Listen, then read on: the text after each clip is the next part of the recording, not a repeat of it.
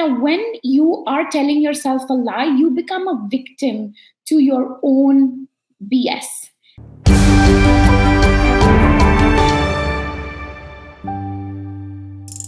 All right. So welcome, everybody. My name is Stacey Urig, and my special guest today is Roma Kohli. Did I pronounce that correct? Yes. Good.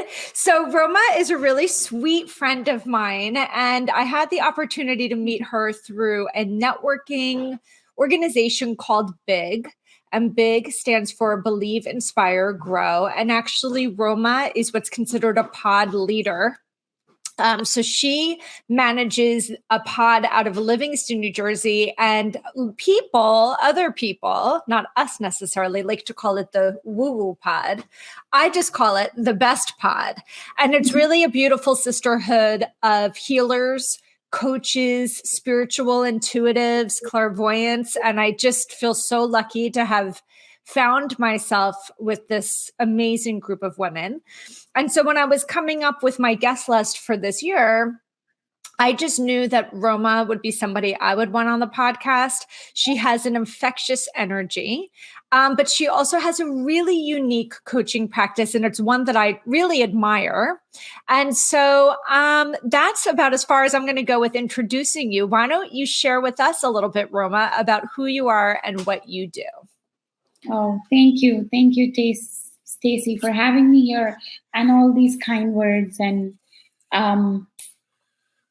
I started to know you, you are right, through BIG. And ever since then, our connection has felt deep and long. Like it doesn't feel new. It felt like it was always there. We were just meant to meet today or, the day we met a few years back. So, about me, I think you said it well. The only, I think, addition or speciality that I am in right now is I am working with teenagers of ethnic descent. Being an immigrant myself, I think my heart lies in helping families who feel like they are still trying to settle their roots down in a country or a place that was not where they were actually born. And I think when I work with teens, I get to touch a little bit of their family. Talk to their parents. So it's almost like a wholesome journey of working with young adults who feel like a misfit or don't feel like they belong to where they are right now. It could be either at school, it could be at home. And I just love it when I help them to take the journey of creating that self identity for themselves, to anchor into their self worth, to own their power along with their culture and their background, and have shame or guilt for none of it. Everything you're talking about is giving me the chills because it reminds me so much of when I first read the book Daring Greatly by Brene Brown.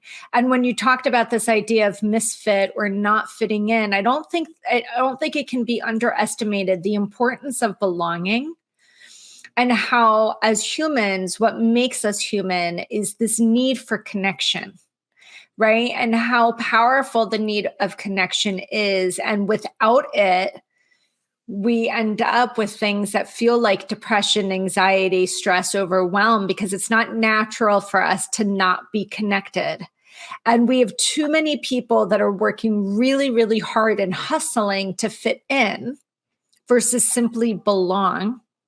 So I love the fact that you're offering and you've niched. And as we've known each other, I've watched you go through that journey, right? You went from the confusedpreneur, right, to the entrepreneur. And I know you used to work solely with professionals. And now you're in this space for teens. So what I love about that is it's almost like when you're working with the teen, it's almost proactive work versus reactive work for the professional, because you're able to get to them before they get into all those habit forming things that make it difficult to work later on in life. Is that correct? Yeah, spot on. And also I think it's not that they are not telling themselves a story. That's not true. They still are, but it doesn't get to become that deep and that ingrained. And it's almost early on in their life when they can detach from that story, because now the emotional entanglement has not happened yet. I That love what deep. you're talking about because I'm reading right now this book called Tell Yourself a Better Lie. Hmm. And the title's so good. And it really is specific to rapid transformational therapy, which you know that I'm a practitioner in. But what it says here is tell yourself a better lie using the power of RTT to edit your story and rewrite your life. Because really the reality is when we're young children, we have experiences. They don't have to be these massive tornadoes or thunderstorms. They're like these little mists or raindrops over and over and over again that make us feel a certain way. And those feelings create a core belief. And then everything we see through life is through this lens of whatever that core belief is. Hmm. So those are the things that we end up limiting ourselves with, or these, limiting core beliefs. And it's all based on, I'm going to put in quotes, a lie or a perception of the reality of the truth, right? Based on how the person felt. So knowing that, and I know that you believe in that concept, what are some of the lies that these kids believe in about themselves that you're working with? So many, but on the top of my head, three really stand out.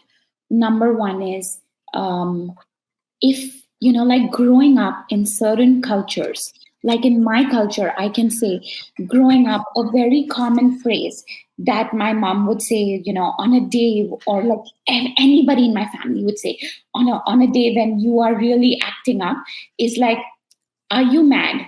Are you like mad? Like in Hindi, it's said as "tu pagal hai kya?" That means, are you retarded? Like, Mm, and so one of the lies that we take on early on in life is that, what, am I crazy?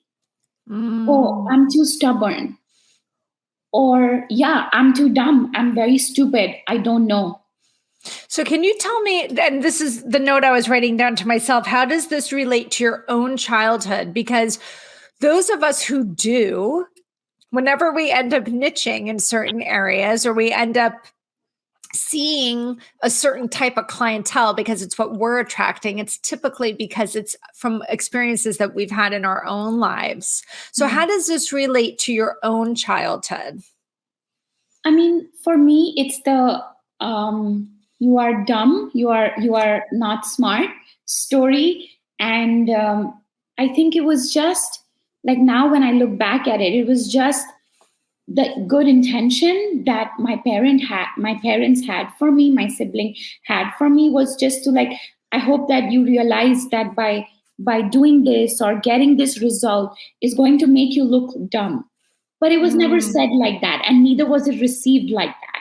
It was more like, oh, so you are labeling me that I am dumb because, of course, I always remember this story. I was 4, or like in a lower, in India it's called the lower KG, where it's like pre kindergarten, and I couldn't write my alphabets A to Z, upper and lowercase, properly, so I got a 0 on 10. And I was proud about it, honestly, because I nobody, remember you telling me this story. Okay, go ahead. yeah, because nobody in class got that score. And I thought, wow, just like a 10 on 10, this is something probably to be proud of. And of course, that's not the message I got when I got into the tempo that used to take me home. I was so happy that I showed it to the tempo driver, because I used to call him uncle. And he was just looking at me and he's like in Hindi saying like, put it in your bag. And then the people in the, like, the other friends in tempo of different grades and ages looking at me and being like, what's wrong with you, kind of a look. And I'm wondering, why are they feeling so weird about it? I'm not feeling weird about what I've achieved or not achieved, but why are they Right. feeling so weird about it? So, and so obviously when you come home, your parents want to protect you from the exact same feeling that I already faced, and I was confused about it. And then, of course, they said words that my fear-based mind took it very differently.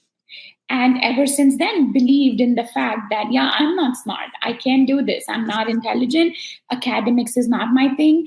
And that story, that lie that I told myself, I kept saying it all throughout school. And guess what? I kept attracting, finding mirrors in my life who were constantly telling me the same story, that you are not good enough, because Validating it. validating what I had already told myself. And that's the important part. That's what happens when we adopt or accept an agreement. Okay. So people who have read the 4 Agreements, I gave you that book, right? You got that in our book swap this Christmas. When somebody adopts or accepts an agreement about themselves, whether it's something that they chose to believe about themselves or it's someone put on them to believe, it mirrors everything else in your life, and it filters how you see yourself and every experience in life. And then comparative bias happens. Everywhere you go, you see ways to validate what it is that you have chosen to believe. So at what point did you realize that that was a lie? Much later, like at the age of maybe 30, when, like, after both my kids were born, I think towards my late 20s or early 30s. And it was really at that time I realized that, like, enough is enough. Maybe it was true then. Like, I didn't just realize it's not true. I said, okay, enough is enough. Maybe it was true then, but it is not true now. And I'll tell you, one of the biggest moments of my awakening was when I realized I was putting my lie, my story, back on my kids. And every time I would hear my child's teacher tell me, my son or my daughter tell me that, oh, your child is struggling with this and this and might need help or whatever, it was all about me. It was all about how not good enough I was, how dumb I was, how stupid I was, that it was all becoming about, and I was feeling like, oh, so I'm not doing something right, that they are them. And I remember, right. So it's your fault that they're not succeeding in school. Right. Amazing. Yeah. And so then I remember my son saying to me one night when I was like really crying to my husband, and I think he had a bad dream or something. He walked into our room and he's like, why are you crying? And my husband said that, because, you know, you don't study, you don't do well in school, so mama is worried and she's thinking it's all her fault. And I remember he was sleepy and he was going back to sleep, and he said back to me, how is that her fault? This is what your son said. Yeah, he was just sleeping and he said, how is that her fault? Damn. And when he said that, my husband and me were like, just like everything stopped for us in that moment. And I woke up, like literally, it was like a on and off switch. I woke up a different person. He helped me. You had an awakening, literally. Yeah, he helped me see that it's not always about me. And this is what happens. You know this, Casey, that when you are telling yourself a lie, you become a victim to your own BS. And if you're not willing to see it otherwise, you will never be able to get out of your own way. Yeah. And then it never becomes about the other person. It's only about you. I'm just writing down, you become a victim of your own BS, because it's so true. And like I said before, everything now revolves around that story. And so what I think you and I always tell my clients that they're the cycle breakers, but I think you and I are the story breakers. We're getting them to recognize, yeah, maybe that worked for you when you were 4 or 6 or 8. And you needed to come up with this core belief as a way to protect yourself or prioritize yourself. But it doesn't have to be 30, 40 years later. And we have a comment here from a gal named Sunny. She's actually a really good friend of mine. And she says, I'm guilty of not being able to get out of my own way. This is very interesting. But the thing is that Sunny is not in isolation. This is the general problem. It's a global problem.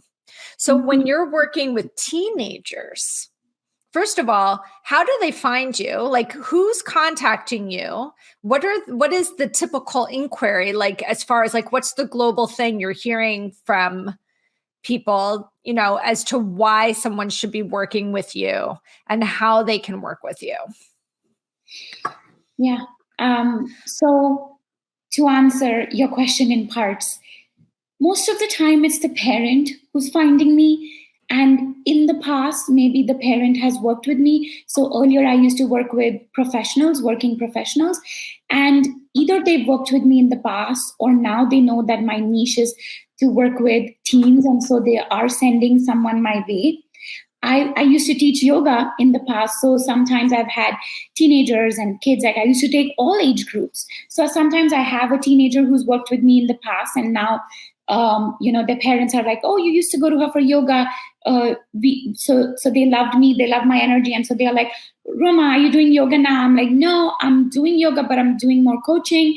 And so they're like, oh, okay, interesting. Tell me more. And then they're coming.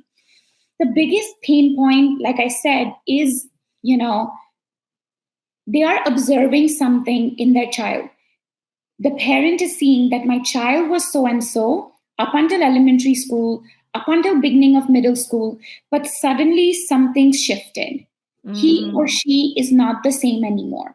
We can all call it's our hormones. It's it's the age, it's the teenage years. It's meant to be that way. But really, is it really meant to be painful? And can you not enjoy growing up too?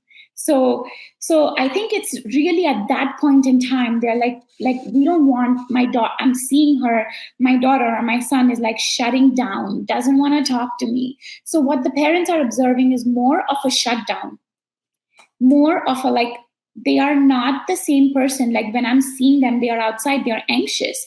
She or he is sitting in the corner where everyone else in her class, when they are together, are having fun, but my child is sitting in the corner and is not feeling comfortable to interact with others. And that was in her. That was not who she is or he is. Then what is happening? And so I think that's the entry point. And before I talk to teens, I really have an inquiry session with the parents, because I really want to see from their lens, what is it that they are observing the child is doing differently or is concerning, which is why they're reaching out to me. And the inquiry session is also setting the foundation of building the open-mindedness for what the work together with me and their teen is going to do. So respecting the evolution that your child is going to have. If your child learns, not if, like your child is going to learn to form boundaries, is going to learn to say no before and it's not going to be perfect. It's not going to be the nicest way. He or she is going to learn to, form their identity and make their boundaries. And so sometimes the parent might be, bearing the brunt of it, and will have because isn't it fair to say that children are naturally going to pull away and pull back, pull away and pull back as a way for them to learn their own agency and their own autonomy and become their own person? Isn't that part of the process? So it is, but I think what sometimes parents in the beginning are not ready for, they want the child to come up, go back to being their fun, flamboyant, boisterous self. But what they are not understanding is when that confidence, that flamboyancy comes back, this time it's come back with an inner knowing. And sometimes that inner knowing can put boundaries and some regulations around what is right for them and what is not right for them.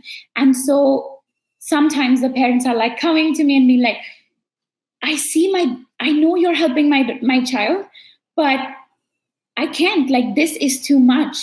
And so that's when my interaction with the parents goes back to the first session that we had, is that your child is not the same person that you saw in elementary, is not the same person who came to me, is a totally different person who's probably on a journey of, discovering herself and honoring what he or she wants to be and become. And so there are many touch points in my journey when I'm working with a teen that I involve parents to be part of it, because there is a system or a methodology, the awakened mind method that I work with. It's something that I'm licensed for through my life coaching, and it's the Mind Rebel, the Mind Rebel Academy, that method. And I take the kids through that understanding of their inner landscape, knowing what their intuition is saying to them, and building the courage and the confidence to follow it. So can you give an example of it? So once a teen has finished working with me, a teen knows exactly, in any given point in their life, who is driving the bus of their life. So is it their fear-based mind? Is it their ego-based mind? Or is it their authentic self? And to know the difference between am I saying yes because I'm scared? Or am I saying yes because I want to please someone? Because then I'll be safe. So when am I saying yes when I'm scared is more coming from a fear-based choice. Am I saying yes because I want to continue pleasing this person?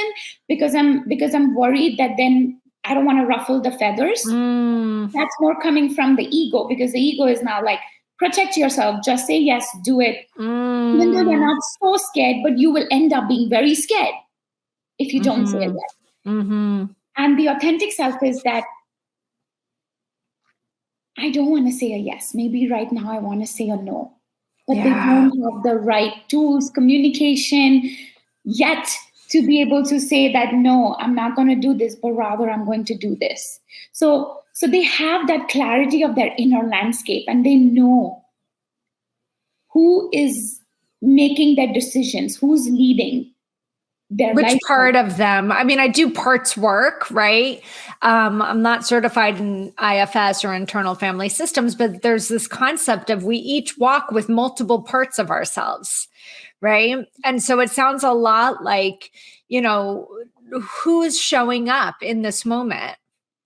Is it my fear? Is it my ego? Is it truly what I want? Is it really, truly what I want? And I think that's where the disconnect comes from. Right? That's the misfit. That's the fitting in versus belonging. When you can stand in your authentic truth and you can know what you really, really want. And what I like to say is know your truth and trust your knowing.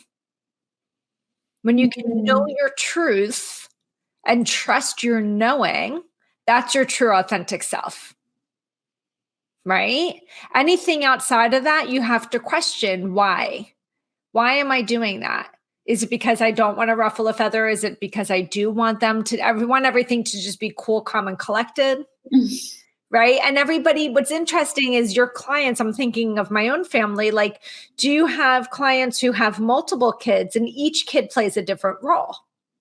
So one's going to always work from that, we're going to please, please, please. You might have one that's in their true authentic self, which is actually the troublemaker, because they're not willing to bow down to what they're being told.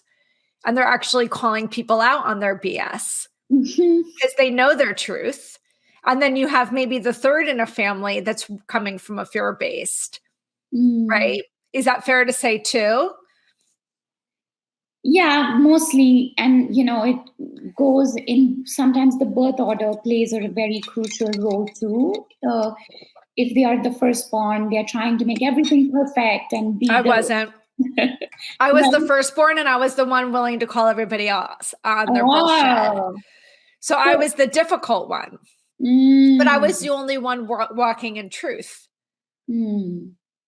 But I should actually preface that. It was my truth, Right. right? That's where it was Yeah, my truth. your truth. But I saw other siblings that were, I can see like people pleaser, like, let's not make a wave. Like, what do you Mhm. want? What do you want? What do you want? And then Mm. the other one just stays kind of quiet, just is the perfectionist, does what everybody, just like not make waves, but in that way. Yeah. Right. And so I think sometimes the parents are like, well, I want more of this one. They're not really looking at their kids, they're looking at their family landscape. I want things to be Mm. calm. That's what all parents want. I want things to be calm and in order. So Mm. if these two over here are calm and in order, but really they're people pleasing and perfectionists, which are both some sort of trauma response, Mhm. versus this one over here who's calling everybody else on their crap, and we don't like it because nobody wants to look at anything through that lens. So that's the one that we want to fix. But that's actually the one that's standing in the truth. Mhm. Is that fair to say sometimes? I think so. That most of the time it's the troublemaker because that's the one they think they need to fix, like you said, or that's the one they think is broken Yeah. and Yeah. But some work, maybe not. or maybe not. Yeah. Maybe that's the one that's just willing to speak the truth. Mm-hmm. And Right. and also, have you heard? This quote is popping up in my head. Is that a child is the parent's best teacher? Well, you said it yourself when your son came into your bedroom and was like, why is that on you? Mm. I think children are our greatest teachers. And it might be the child who isn't willing to put up with stuff that is putting up the mirror to the parent. Mm-hmm. And it's whether or not the parent wants to look in the mirror and see the reflection. And if they see a reflection they don't like, perhaps they need to do some adjustment too. It's the source always, right? We always have to look within. I believe very firmly whatever challenge you face in the world, look within and ask yourself, where can I give myself more love? Or where am I not Mm. giving myself more love for what's happening in my life right now? Can you speak more to that? I would say that, there are many times when in relationships, be it with your partner, be it with your kids, be it with your family members, when there is a challenge, you really need to look within yourself and ask yourself this question of, okay, there is a challenge, somebody acted up, it wasn't you. There was a problem that came in your awareness, and you are part of the solution because you are part of that relationship. Before we start, raising a finger, blaming, defending, all of that, our survival mechanisms, before they turn on, is there room to really pause and ask yourself, why is this in my consciousness right now? Why is this happening to me? What is it that I need to learn from this? Is there something that I am not willing to look within me that this situation or this challenge is bringing out for me in my life? Mm. And for me, most of, like my mom is visiting here, right? And so she's visiting us, and sometimes I will disagree with her for what she's saying, and then she'll look at me like, all these years everything I said to you was right, and you listened to me, and now what happened? And so then there are times when I'm like, yeah, why I'm acting like a rebel, like I was like a teenager. Why am I doing that now? And then the answer comes after, in my mind, I've done the blaming and the judging and the defending. The answer comes that, well, maybe I have not fully yet accepted that I'm different now, and I'm not Mm. the same good girl pleaser, will say yes to everything. And maybe I'm starting to develop a different way of doing things. I'm not fully confident about it, or I'm not fully accepting of it, but yes, it's true. I'm not the same person anymore. And maybe I need to accept that it's not the same way for me anymore. It's interesting that you said that. And I was wondering if it was going to come up because you're a confidence coach and you just said, well, maybe I'm not as confident. And I think what people need to understand, and I know a lot of coaches struggle with this, I've heard other coaches say, like, how can I be a great coach if I still have shit? If I'm still working on my own stuff? And I think it's such a misnomer. Like, it's such a misperception. Like, that people who heal are fully healed, or people who help or have no problems. The reality is we are all on a journey all day, every day. I think the difference is those of us who coach, who teach, who heal other people, we have a big toolbox that we've created. And sometimes we use those tools on ourselves. And we're just quicker to use the tools, and we know how to use the tools. So our stuckness might be a little bit shortened, but it doesn't mean that we're never stuck. Right? Yeah. You know how I see that, Stacey? It's so beautiful how you described it. I see that as the reason sometimes I don't like the word life coach is because I'm not an expert on life. I know. Oh my goodness, I wish I was, but like I'm still figuring it out. And the same thing about confidence. It's a growing muscle. And if I could feel confident in one area of my life, but completely not confident in another area of my life, and that doesn't matter. What matters is that two things about coaching that I think people need to understand, which is very different from therapy or psychotherapy or psychiatry for that matter. It is that a coach co-creates. We do it together with you. The client is the expert of their life or of their trauma, whatever they are bringing. Yeah. I am just that container, that instrument who is holding space for them to see their wisdom. It's almost like I'm standing there with the torch. I will shine it through my powerful questions on areas where I feel like might be in your blind spot or might be too dark there. That's a great analogy, because the analogy, and I think it's so true. When people ask me the difference between therapy and coaching, I always say it's peer led and it's client led, right? I'm not there to listen and then give advice. I'm there to listen and guide you. So I love the analogy of I'm standing there with a torch or a flashlight shining on the blind spots. The analogy I always use is usually, and I'm guessing it would be the same for you, by the time somebody comes to me, they've tried all these different angles to basically avoid whatever it is that keeps coming up in their life. Okay. So before, when you were saying, like, I still struggle with self-confidence, I don't want to be a life coach because I don't have life perfected. I think every single time one of these challenges comes to us, it's a learning opportunity. It's a gift, really, right? It's like you still have work to do. Here it's served up this new way and this new way and this new way. And how can you keep repurposing what you've learned with a little twist every single time? Nobody ever has it all right. They only have it all right once they're fully enlightened. And, in Buddhism, you've hit nirvana, which would be like heaven. Like, you're always going to be learning. Right. But the analogy I use instead of the spotlight is people keep coming up to this deep, dense, round, circular, scary forest. And there are paths on the outside. And you can always get to the other side of the forest by just taking one of the paths. And it's the path of least resistance. You're familiar with it. You can walk it. It's light outside. You can see things. It's safer. In order but you keep coming up to it. You keep taking those outside paths and you keep coming up to the same problem because you're not going through the forest. You're not doing the work. You're not going through inside the forest or where the lessons are.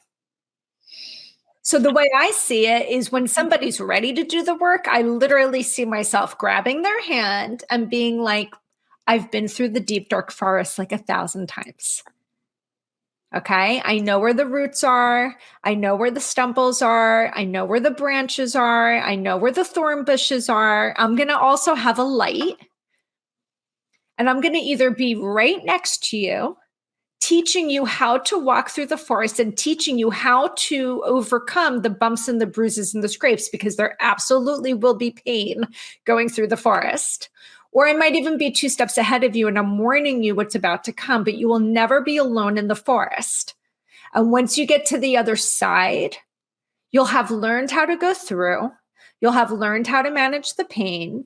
You'll have learned all the lessons. And the next time you come up to the forest, because there will be a next time, you'll have more confidence to go through than to, detach and basically avoid by going through the outside.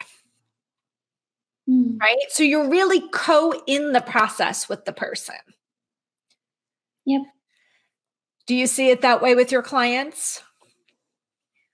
I see it, yes, many times. But many times it's also like, I love the forest example that you gave because it's so powerful. Many times I let them lead the way in the forest because they need to know what it feels like to embark on their own hero's journey, to go through the paths of trials and failure, to go through the death and rebirth, and just know that someone has their back. That's it. Yeah. Not necessarily with them, next to them, but just know that the space is being held for you. You're not in this alone. If you want to reach your hand out, I'll hold it. But if you want to, walk that fine line on your own and try it, just know that I'm holding space for you. That's so powerful. That is so powerful. Because so that's now, why, sorry, no. I'll just complete that. That's why I think I started working with teens. And I'll tell you why that shift happened for me. Yeah, I want to know. When I was working with the adults, sometimes as adults, including myself, we are so marred in our pain that we are like, give me a quick fix. I don't have time for this. Spot on. And I honestly don't have the quick fix for you. If you're not willing to do the internal work, go through the dark forest, sometimes on your own, sometimes by getting space held by someone, I'm sorry, I don't have a quick fix for you.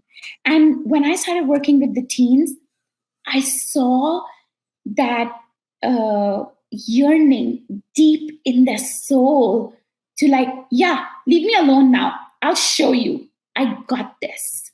And just that is like, I don't want to leave you. Like some of the teens, when I tell them like our period of 12 weeks of working together is coming up, they are nervous as hell. They're like, what am I going to do? But then there is this inner yearning that I'm going to do it by myself. And that inner desire that it's not going to be perfect, it's not going to look perfect, but I'm ready and I want to do it. That yearning was stronger. And I love to work with people, with individuals who want to make their own path, who want to be that trailblazers. So here's the question that I have. Do you end up with teenagers who really figure out their authentic self and the parents are not happy with it? Not yet, but good. In between, when they are figuring out their authentic self and testing it, like I say, like when you go to a mall or a store to buy clothes, wouldn't you try different clothes? So when the teenager is getting clear on their authentic self and they are trying different characters and ways of putting that self out there, that is the time I think when the parents go to the hardest. It's like, what are you doing to my child? Like, what is happening? But the amazing thing is they have someone to talk to. They have like someone like The parent does. the parent has This is someone to great. talk to. They have someone to not blame, like it comes across as blame sometimes, but again, even they have a guide. Even they have someone who's Yeah. telling them that it's not going to last. Trust me, it's going to only get Yeah. better. And then the child emerges. It's almost like it blooms then. Now, how old are your children? So mine is, my son is going to be 12. My daughter Right. is 9. But she almost acts like a teenager. So I don't know. Well, that is typical these days. But I'll be so curious. I can't wait for in like 3 years when she's 12 and he's 15, the conversation we're going to have. Because I think it's easy to do it as the coach.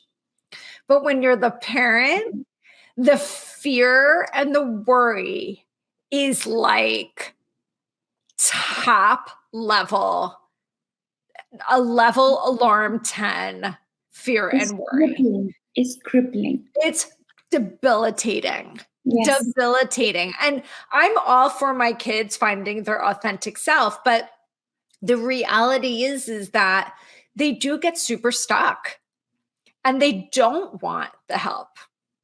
And I have the resources. I've got the tools. I wouldn't necessarily help my own kids, but I have plenty of other people and resources and connections.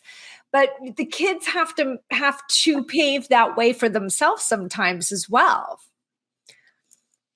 I hear you. My son is in it, and there are moments when he's like, shut the door on my face and be like, I don't want to listen to you. Can you stop preaching? Oh my God. And I'm like, yeah, I hear you. I will.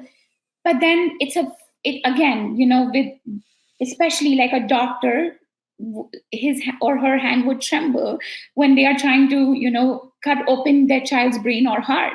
And same way for me as a coach, all my vices fly off the window when it comes to my kids. And so, but what I've observed is, again, it depends on the day who's leading my life. If I'm in my ego-based self, forget it.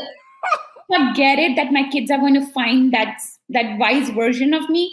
But yes, there are moments when my kids are when I'm in my authentic self, and then my kid will throw this tantrum at me, and I'll just be like, I'll leave. Like, I remember my son, I was in my ego self one day and he shut the door on me, and I left yelling that, yeah, you dare close the door on me one more time and you watch what I will do to you. And then the next day I was in my authentic self. Thank God for authentic self. My son closed the door on me, and I left a note on his door that, take as much time as you need. When you come out, just know that I'll be waiting for you. And I love you no matter what. And that's the difference. And that is me, and I'm proud of it, even though I call myself a coach, because it's never perfect. It's not going to. And that's what I was trying to get to before. Like, there are too many coaches out there that are so hung up on the fact that their life's not perfect. Update. Nobody's life is perfect. Everybody walks with shit. Everybody has different parts of themselves, like you just described, and the different parts show up. But when you're aware, and I think this is what we try to teach our clients, when you have keen awareness, it's easier to be like, that wasn't my authentic self that showed up. That was this one. And then now, as the adult, we can turn around to that child and say, that wasn't my best. And that's what I used to do with my kids when they were much younger. Maybe I had my period, or maybe I stubbed my toe, or maybe I got an email that was upsetting, or something else that was happening outside of my children. And then they're fighting at lunch, which has nothing to do with any of it. But my window of tolerance is so short in that moment, right? That maybe my fear-based self is showing up, and now I'm screaming at them. And so basically the result is not meeting the crime, right? Like my reaction is not really meeting with what's happening, but I'm just going off the handle because I'm oversensitized. I'm not feeling it. And then for me to turn around and say, guys, that wasn't me. That wasn't my best self showing up. And, my best self would have said, I need to walk away from this because I can feel I'm going to explode, or what you guys are doing is bothering me. So I'm just going to take a hike. And by the way, it wasn't you. Now, when it is them, I'll let them know. But when we can show up in that awareness, it teaches our children to show up in that awareness as well, right? They're not going to harness onto it right away, but it's a teaching moment for them as well. I also think, Stacey, it's a role modeling moment. It's a exquisite self-love moment where you are showing them that you have compassion for yourself, for who, like for what a jerk you were yesterday versus today. Like, I'm yelling back at you yesterday, and today I'm like, saying all these beautiful things to you. Both of that is me. And it's okay. You will have, and not disowning anyone, not saying this is the better me or that is the worst me, but like both of that is me. And when you as an individual will be multiple times in your life in that position, you will know what it is to forgive, to have self-compassion, and to grow from it. It's a beautiful way to end this. That is like perfection. So as we end out, a couple of things. Number one, I'm just going to put your website and your Instagram up there. So people that want to check out, because Roma has a great Instagram page. She does such a good job with all of her social media content. So when you're on Instagram, for people that are not watching this on the webcast and they're hearing it on the podcast, it's at Roma Kohli. So that's ROMABAGAJ, JAJKOHLI. And your website, what is your website now? Because I want to make sure I'm putting the right one up. So it's still wellnessbyroma.com. Okay, right? good, which is beautiful. But yeah, the content is more for adults. Like, I'm still doing the back end work with my teens. I'm not right out there on my website saying I'm taking, coaching. Because referral has been my biggest, word of mouth has been the way, like, my days are full. Agreed. Same here. So as I round out, I always like to ask my clients, I think it's really important to offer resources. And I know that when I first started on my own healing journey, like when I really had like my last major breakdown to lead to this particular breakthrough of where I am now, was in 2012. It was 10 years ago. And I did not have money to provide myself with the kind of service that you offer, that I offer, that my coaches offer, that I go to. I just couldn't afford it. And so I had to come up with different ways to start healing. Okay. So I had to read books. I had to listen to podcasts. I ended up watching YouTube. I was addicted to Oprah Super Soul Sunday. I stalked Yvlana Van Zandt, who has a beautiful show on Oprah's own network. And I literally healed by way of Yolanda and Oprah and Don Miguel Ruiz and, Brene Brown. Like, I just dug in with these free and low cost resources. So what's a book or a podcast or somebody that you follow that you would like to offer out as like a great way to ease in if somebody's watching this and they get it and they love it, but they don't have the financial means to hire a coach yet? I mean, all of Brené Brown books are like my favorite. You read any of them, like pick any of them. They are amazing. But I would say, starting off with, there was this book that really touched my heart, was Radhanath Swami. He's like an Indian philosophy teacher, and his book, The Journey Home, was amazing, because he came from the West, from America, to India on a path to find himself his teacher, his spiritual teacher. And so his book has been very inspiring. All right. Well, I just put that there, the journey home. I don't have my glasses on, so hopefully I spelled it right. Yeah, you did. But I just love giving people resources because everybody is on a different journey. And I think that there's, especially with the advent of the internet and podcasting and YouTube, there's more free resources than somebody can shake a stick at. So Right. that's awesome. Well, thank you so much for being my guest today. I really appreciated it. I know there are a lot of comments already on the Facebook Live. Mhm. So if people are catching this on the replay, continue to put your comments in because it's something that Roma and I would definitely love to Yeah. have a dialogue with you guys on. And again, if you want to follow Roma, go to her website, which is wellnessbyroma.com, or follow her on Instagram, which is Roma Bajaj Kohli. Thank you so much for being my guest today. I really appreciate it. Thank you, Stacy. Thank you for holding this beautiful space.